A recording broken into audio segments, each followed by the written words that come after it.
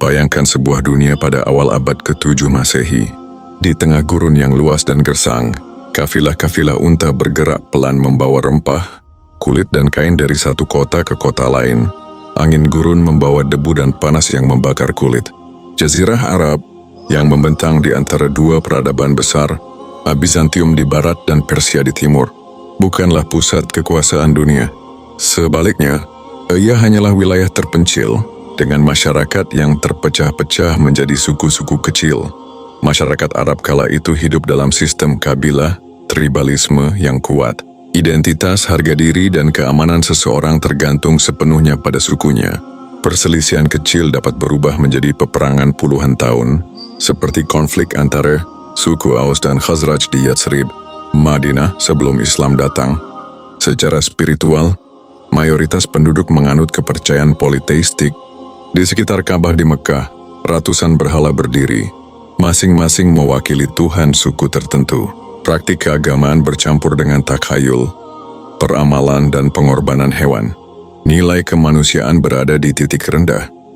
Perempuan sering dipandang rendah, bayi perempuan dikubur hidup-hidup, dan kaum lemah tidak punya perlindungan hukum. Namun Mekah bukanlah kota yang sepenuhnya terisolasi. Letaknya di jalur perdagangan antara Yaman dan Syam menjadikannya pusat pertukaran barang dan budaya. Para pedagang Mekah membawa cerita-cerita tentang peradaban besar seperti Romawi Timur, Persia, dan India. Disinilah benih-benih perubahan mulai tumbuh. Pada tahun 570 Masehi, lahirlah seorang anak dari Bani Hashim yang kelak mengubah wajah dunia, Muhammad bin Abdullah. Beliau tumbuh sebagai yatim, dikenal jujur, amanah, dan pekerja keras.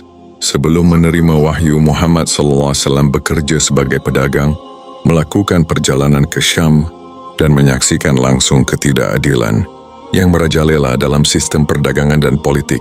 Ketika berusia 40 tahun di Gua Hira, Muhammad SAW menerima wahyu pertama melalui malaikat Jibril, "Iqra, bacalah." Perintah ini menjadi pondasi seluruh peradaban Islam. Dorongan untuk mencari ilmu, merenung, dan memahami ciptaan Allah. Selama 13 tahun di Mekah, beliau berdakwah mengajak masyarakat meninggalkan penyembahan berhala, menegakkan keadilan sosial, dan mempersatukan manusia di bawah satu Tuhan. Namun dakwah di Mekah mendapat perlawanan keras dari para pemuka Quraisy. Tekanan, penyiksaan, bahkan pembunuhan terhadap pengikut Islam terjadi. Puncaknya, Rasulullah dan para pengikutnya hijrah ke Yatsrib pada 622 Masehi. Peristiwa hijrah ini bukan hanya pelarian, tetapi awal berdirinya masyarakat Islam pertama dengan sistem pemerintahan yang jelas. Di Madinah, Rasulullah membentuk Piagam Madinah, sebuah dokumen politik yang menetapkan hak dan kewajiban semua warga, baik Muslim maupun Yahudi, serta menetapkan Madinah sebagai satu komunitas politik. Piagam ini menegaskan prinsip kebebasan beragama, keadilan, dan perlindungan terhadap semua kelompok. Inilah titik awal lahirnya peradaban Islam, sebuah sistem yang memadukan nilai spiritual, hukum, dan kemasyarakatan. Setelah Rasulullah wafat pada tahun 632 Masehi, umat Islam menghadapi tantangan besar. Bagaimana mempertahankan persatuan dan menyebarkan ajaran Islam keluar Jazirah Arab. Abu Bakar As-Siddiq diangkat sebagai khalifah pertama. Masa pemerintahannya singkat, hanya 2 tahun, tetapi sangat menentukan. Tantangan pertama adalah Perang Riddah, gelombang pemberontakan dari suku-suku yang enggan membayar zakat, atau bahkan keluar dari Islam.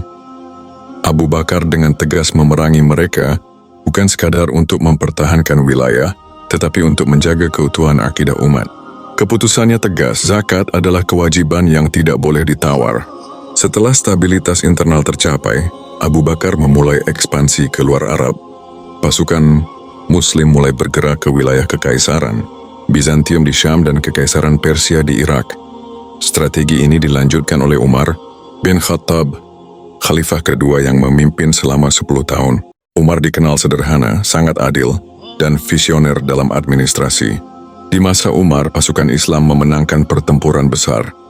Di antaranya adalah Perang Yarmuk melawan Bizantium yang membuka jalan ke Syam dan Palestina, Perang Qadisiyah melawan Persia yang mematahkan kekuatan Sassanid, Umar membentuk sistem pemerintahan terdesentralisasi, wilayah dibagi menjadi provinsi yang dipimpin gubernur dengan pengawasan ketat untuk mencegah korupsi.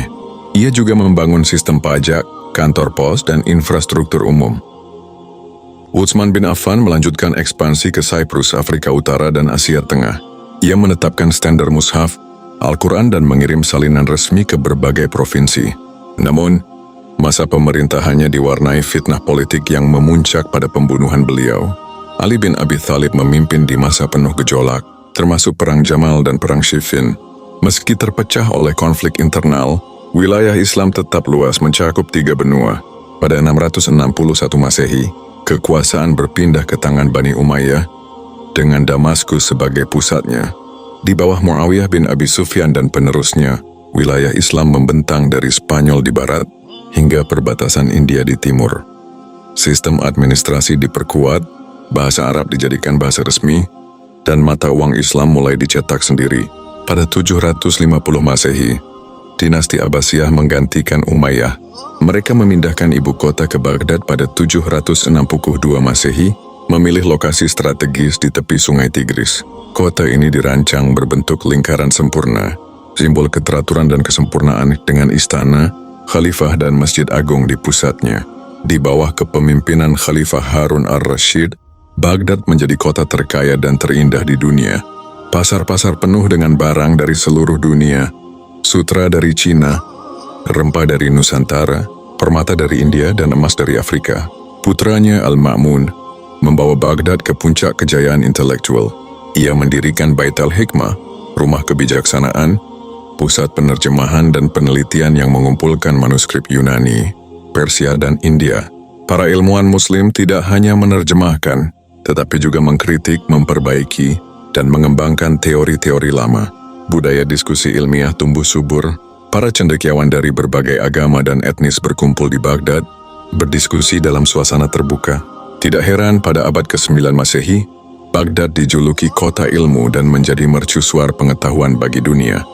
Di masa awal Abbasiyah, terutama abad ke-8 hingga ke-10, dunia Islam menjadi rumah bagi perkembangan ilmu pengetahuan yang luar biasa. Dorongan utama datang dari ajaran Islam sendiri yang menempatkan ilmu sebagai kewajiban setiap Muslim. Ayat pertama yang diturunkan, Iqra, bacalah, menjadi inspirasi untuk mengejar pengetahuan tanpa henti. Bait al-Hikmah di Baghdad menjadi pusatnya. Disinilah karya-karya filsuf Yunani seperti Aristoteles, Plato, dan Galen diterjemahkan ke bahasa Arab. Naskah-naskah, matematika dari India dan astronomi dari Persia ikut dipelajari. Namun para ilmuwan Muslim tidak hanya menjadi penerjemah, mereka mengembangkan ilmu tersebut dengan inovasi baru. Beberapa tokoh besar antara lain, Al-Khwarizmi abad ke-9 Masehi, pencetus konsep algebra, dan algoritma. Bukunya Alkitab, Al-Mukhtasar fi Hisab al-Jabr wal Muqabalah menjadi rujukan matematika Eropa selama berabad-abad. Ibnu Sina, tokoh kedokteran yang menulis Al-Qanun fi al-Tib, ensiklopedia medis yang digunakan di Universitas Eropa hingga abad ke-17. Ar-Razi, dokter dan ilmuwan kimia yang membedakan cacar dari campak serta memperkenalkan metode eksperimen. Al-Biruni, ahli geografi, fisika, dan astronomi yang menghitung keliling bumi dengan akurasi yang kagumkan. Ibn al-Haytham, bapak optik modern yang meneliti sifat cahaya dan penglihatan. Kecintaan pada ilmu membuat kota-kota besar seperti Baghdad, Kairo, Damaskus, dan Cordoba menjadi pusat pendidikan. Perpustakaan raksasa berdiri, menampung ribuan manuskrip. Bahkan ada catatan tentang perpustakaan di Baghdad yang memiliki katalog setebal beberapa jilid hanya untuk mencatat daftar buku yang ada. Di masa ini, profesi ilmuwan dihormati setara, bahkan lebih daripada pejabat istana. Khalifah dan bangsawan bersaing menjadi patron para cendekiawan. Ilmu pengetahuan bukan hanya untuk elit, tetapi menyentuh kehidupan sehari-hari. Navigasi laut untuk perdagangan, pengobatan masyarakat, hingga sistem irigasi pertanian. Selain ilmu pengetahuan, seni dan arsitektur juga berkembang pesat. Islam membawa konsep keindahan sebagai bagian dari iman. Ayat-ayat Al-Quran yang berbicara tentang alam dan keteraturan menjadi inspirasi bagi para seniman dan arsitek. Arsitektur Islam memiliki ciri khas lengkungan tapal kuda, kubah megah, menara tinggi, dan ornamen kaligrafi. Karena larangan menggambar makhluk hidup dalam konteks ibadah, seni Islam mengembangkan pola geometris, rumit, arabesque, dan kaligrafi sebagai bentuk ekspresi utama. Beberapa mahakarya arsitektur masa kejayaan adalah Masjid Agung Cordoba di Spanyol, kombinasi seni Islam dan pengaruh Romawi, dengan ratusan tiang marmer dan lengkungan ganda. Masjid Ibnu Tulun di Kairo, salah satu masjid tertua yang masih utuh di Mesir, terkenal dengan menara spiralnya. Kubah Batu, Dome of the Rock, di Yerusalem, dihiasi mosaik kaca berwarna yang memantulkan cahaya, menciptakan suasana sakral. Istana Alhambra di Granada, kompleks istana yang menggabungkan arsitektur, taman dan seni kaligrafi secara harmonis. Di bidang seni rupa, kain-kain tenun dari Damaskus, karpet Persia, dan keramik dari Samarkand menjadi barang mewah yang dicari di seluruh dunia. Seni kaligrafi berkembang menjadi berbagai gaya, kufi, naqshi, thuluth, dan diwani. Musik juga tumbuh subur. Di Andalusia, Ziryab, seorang musisi dan inovator dari Baghdad, memperkenalkan bentuk musik baru, instrumen tambahan pada oud, dan bahkan tata cara makan yang elegan. Budaya santun dan estetik yang ia bawa menyebar hingga Eropa. Jika Baghdad adalah pusat ilmu di timur, maka Andalusia adalah bintang cemerlang di barat. Wilayah ini mulai dikuasai Islam sejak 711 Masehi, ketika pasukan Tariq bin Ziyad menyeberangi Selat Gibraltar dan mengalahkan kerajaan Visigoth. Nama Gibraltar sendiri berasal dari Jabal Tariq, Gunung Tariq. Pusat kekuasaan Andalusia berada di Cordoba, yang pada abad ke-10 Masehi menjadi salah satu kota terbesar di dunia. Kota ini memiliki jalan-jalan berlampu, bahkan ketika sebagian besar Eropa masih gelap di malam hari. Sistem air bersih dan saluran pembuangan. Lebih dari 70 perpustakaan, termasuk milik khalifah yang memiliki ratusan ribu manuskrip. Universitas-universitas yang mengajarkan ilmu kedokteran, matematika, astronomi, dan filsafat. Tokoh-tokoh Andalusia yang berpengaruh seperti Ibnu Rushd, filsuf yang mensintesiskan pemikiran Aristoteles dengan Islam, memengaruhi Eropa pada era Renaissance. Al-Zahrawi, bapak bedah modern, penulis Al-Tasrif yang memuat ilustrasi instrumen bedah. Ibn Hazm, ulama dan sastrawan yang menulis tentang hukum, teologi, dan cinta. Andalusia juga menjadi jembatan budaya antara dunia Islam dan Kristen. Ilmu dari timur dibawa ke Eropa melalui Toledo, di mana tim penerjemah Kristen Muslim dan Yahudi bekerja bersama menerjemahkan karya-karya Arab ke Latin. Kekuatan militer dan ilmu pengetahuan di dunia Islam ditopang oleh ekonomi perdagangan yang sangat maju. Letak geografis kekhalifahan yang membentang dari Spanyol hingga Asia Tenggara menjadikannya pusat rute perdagangan internasional. Barang-barang yang diperdagangkan meliputi rempah-rempah dari Nusantara, sutra dari Cina, emas dan gading dari Afrika Barat, permata dan kapas dari India, madu, kurma, dan gandum dari wilayah Arab. Pelabuhan-pelabuhan besar seperti Basra, Alexandria, dan Aden menjadi titik pertemuan kapal dari seluruh dunia. Para pedagang Muslim tidak hanya membawa barang, tetapi juga bahasa, budaya, dan agama. Islam menyebar ke Afrika Timur, Asia Tengah, dan Kepulauan Melayu sebagian besar melalui jalur perdagangan damai. Mata uang dinar emas dan dirham perak digunakan luas, dan kepercayaan pada kejujuran pedagang Muslim membuat mereka dipercaya di pasar internasional. Sistem cek suftajah diperkenalkan, memungkinkan transfer uang lintas wilayah tanpa harus membawa logam mulia. Kekayaan ini memungkinkan para khalifah membiayai proyek besar, pembangunan kota, masjid, rumah sakit, sekolah, dan pusat penelitian.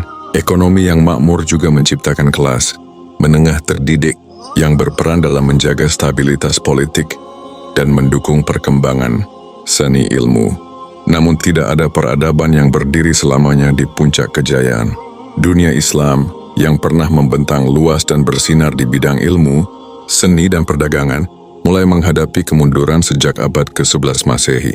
Penyebabnya berlapis, sebagian berasal dari dalam, seperti perselisihan politik dan perebutan kekuasaan. Sistem kekhalifahan yang awalnya satu kesatuan mulai terpecah menjadi kekuasaan-kekuasaan regional. Dinasti-dinasti lokal muncul, Umayyah di Andalusia, Fatimiyah di Mesir, dan Seljuk di Anatolia, masing-masing dengan kepentingan politik sendiri. Perang saudara dan pemberontakan melemahkan pertahanan bersama. Khalifah mulai mengandalkan pasukan bayaran yang loyalitasnya sering rapuh. Konflik internal antara kelompok militer dan sipil menimbulkan ketidakstabilan. Meski ilmu pengetahuan tetap berkembang di beberapa wilayah, fokus pemerintahan mulai bergeser dari riset dan pendidikan menuju pertahanan dan perang. Perpustakaan besar kadang terbakar atau ditelantarkan, baik karena konflik atau karena kurangnya dana. Sebagian elite terjebak dalam gaya hidup mewah. Sementara itu, pajak yang berat membuat rakyat kecil terbebani, memicu ketidakpuasan sosial. Kemunduran ini tidak terjadi sekaligus. Dalam beberapa wilayah, kejayaan masih bertahan, namun retakan di fondasi peradaban mulai terlihat.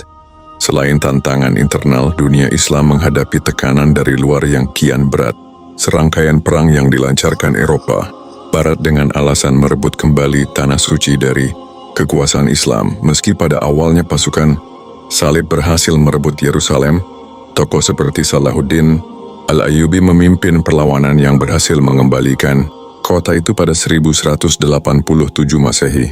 Namun perang panjang ini menguras sumber daya. Serangan Mongol menjadi pukulan telak.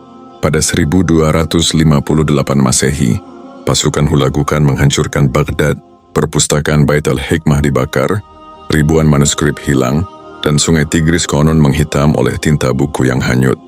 Meski beberapa wilayah seperti Mesir dan Andalusia selamat dari serangan langsung, dampak psikologisnya terasa di seluruh dunia Islam. Di Spanyol, proses reconquista oleh kerajaan-kerajaan Kristen berlangsung selama berabad-abad. Kota demi kota jatuh. Hingga pada 1492 Masehi, Granada diakui benteng terakhir Islam di Eropa. Barat menyerah kepada Ferdinand dan Isabella. Runtuhnya Andalusia menutup bab penting kejayaan Islam di Barat. Kemajuan navigasi Eropa pada abad ke-15 dan 16 membuat jalur perdagangan laut baru ditemukan, memotong dominasi Muslim di rute darat dan laut tradisional. Hal ini mengurangi pendapatan dan pengaruh ekonomi. Meskipun secara politik kejayaan itu meredup, warisan intelektual dan budaya Islam tetap hidup dan memengaruhi dunia hingga sekarang. Karya-karya ilmuwan Muslim menjadi jembatan antara peradaban kuno dan dunia modern. Algebra, optik, astronomi, dan kedokteran mendapat dorongan besar dari tokoh-tokoh Islam, dan pengetahuan ini masuk ke Eropa melalui terjemahan Latin di Toledo dan Sisilia. Gaya arsitektur Islam memengaruhi bangunan Eropa, terutama di Spanyol dan Italia Selatan. Pola geometris dan teknik kubah diadopsi dan dimodifikasi dalam arsitektur Renaissance. Konsep universitas, rumah sakit publik, dan sistem perpustakaan berkembang berkat inspirasi dari dunia Islam. Bahasa-bahasa Eropa menyerap kata-kata Arab seperti alkohol, algebra, sugar, dan cotton. Model dialog antaragama di Andalusia, di mana ulama Muslim, Rabi Yahudi, dan pendeta Kristen berdiskusi dalam forum ilmiah, menjadi contoh penting bagi masyarakat plural. Masa kejayaan Islam adalah bukti bahwa kemajuan besar lahir dari perpaduan antara iman, ilmu, toleransi, dan keterbukaan terhadap dunia. Peradaban ini mampu mengintegrasikan warisan Yunani, Persia, India, dan Cina, lalu memperkaya dan menyebarkannya kembali. Namun sejarah juga menunjukkan bahwa kemunduran dapat datang jika fondasi persatuan rapuh, jika ilmu tak lagi dihargai, dan jika kepentingan sempit mengalahkan visi besar. Hari ini warisan itu masih bisa menjadi sumber inspirasi bahwa keterbukaan terhadap pengetahuan, semangat keadilan, dan kepedulian sosial adalah kunci untuk membangun peradaban yang lestari.